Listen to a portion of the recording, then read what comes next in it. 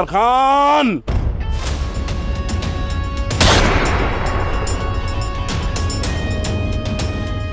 बाबा से देखे हम लोग क्यों सिक्कू आहे सिक्कू।